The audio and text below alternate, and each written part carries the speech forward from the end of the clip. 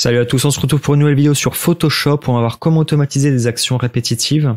J'ai ici un cas concret, la finalité c'est de faire des animations pour un jeu vidéo. Donc j'ai ici un personnage qui est le drone de givre et j'ai 3 dossiers contenant les animations ici de destruction, de repos et de tir.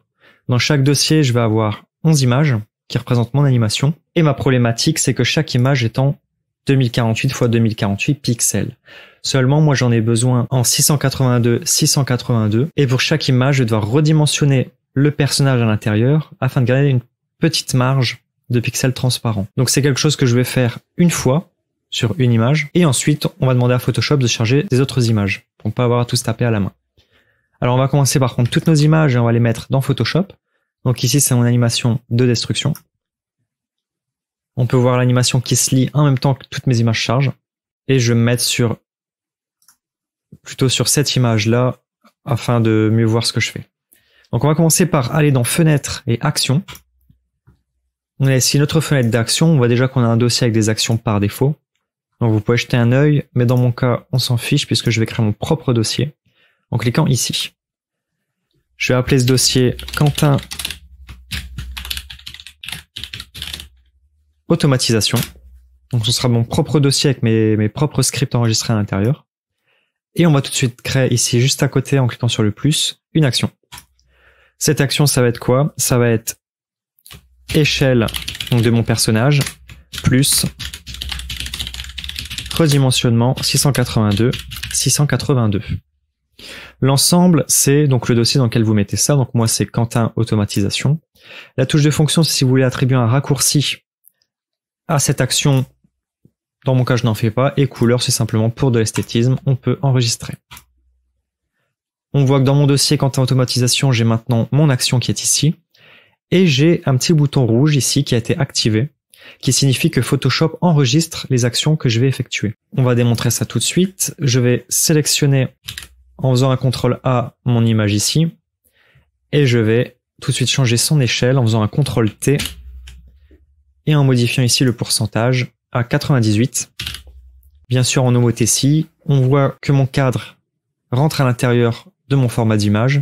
Donc c'est la petite marge que je voulais laisser, c'est impeccable. Je clique sur Entrée et ça c'est fait. On voit que les actions ont été écrites dans ma fenêtre d'action, définir sélection et transformation du calque. Il me reste encore à dimensionner mon image, donc je presse CTRL ALT I pour avoir la fenêtre taille de l'image. 2048, moi je veux du 682. J'appuie sur OK. Et maintenant mon image est prête pour mon jeu. Je peux donc cliquer sur le bouton Stop ici pour terminer l'enregistrement. Et mon action est prête. Je vais pouvoir fermer cette image là une fois que je l'aurai enregistrée. Donc pour l'enregistrement, moi j'ai un autre dossier 682 qui contient exactement les mêmes dossiers que dans le 2048, mais cette fois-ci tout est vide. Donc je viens ici dans mon Destroy, j'enregistre ma première image qui m'a servi de modèle afin de créer mon action. Je vais la fermer. Et maintenant je dois appliquer la même chose à toutes mes autres images. Donc pour ça, cette fois-ci on ne va pas refaire tout à la main, on va simplement aller dans Fichier, Automatisation et Traitement par lot. On a cette fenêtre qui s'ouvre. On a ici une petite fenêtre exécutée avec l'ensemble, donc Quentin Automatisation, et l'action. On voit que c'est bien échelle redimensionnement 682. Ma source, c'est quoi? Ce n'est pas un dossier, ce sont les fichiers ouverts, puisque toutes mes autres images d'animation de destruction sont ouvertes. Donc, il va me prendre ces images-là, et la destination, ça va être un dossier que je vais sélectionner tout de suite, et donc ça va être mon drone gif 682 Destroy. Je sélectionne ce dossier-là. Ce qui est en dessous, ce sont des choses très spécifiques par rapport à votre nom de fichier, donc c'est pas très important. On va aller sur OK. Et on voit que Photoshop travaille à notre place. Et une fois qu'il a terminé, il va fermer tous les onglets. On se retrouve avec un Photoshop vierge. On va aller vérifier notre dossier s'il a bien fait le travail. Donc là, je suis dans le 2048. Je vais dans le 682 Destroy. J'ai toutes mes images dans l'ordre. Et si je clique dessus, on voit que mes images sont bien au format 682. Donc c'est impeccable, il a bien fait le boulot. Je vais devoir faire la même chose avec mes autres dossiers d'animation. Donc je vais le faire avec le idle, mais cette fois-ci, je ne vais pas ouvrir mes images. Je vais directement aller dans Fichier, Automatisation, Traitement par lot, et on va venir chercher en source un dossier. Je sélectionne ce dossier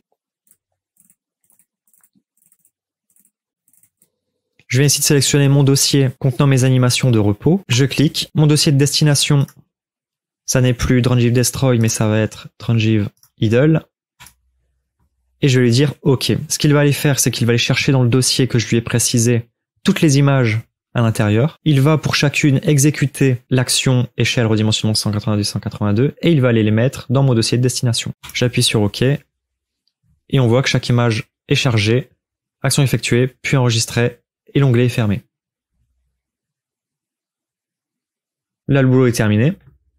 Je vais retourner dans mon dossier, donc Drangive Idle 682-682 et on voit que mon format est bon. Donc le taf a été fait en quelques secondes plutôt que de tout se taper à la main. Je dois refaire la même chose avec mon drone de givre Shot et j'aurai terminé tous mes redimensionnements. Voilà, donc j'espère que la vidéo vous sera utile et vous fera gagner un temps bien précieux. Si c'est le cas, mettez un j'aime et n'hésitez pas à vous abonner pour être au courant des prochaines vidéos et on se dit à la prochaine. Bye!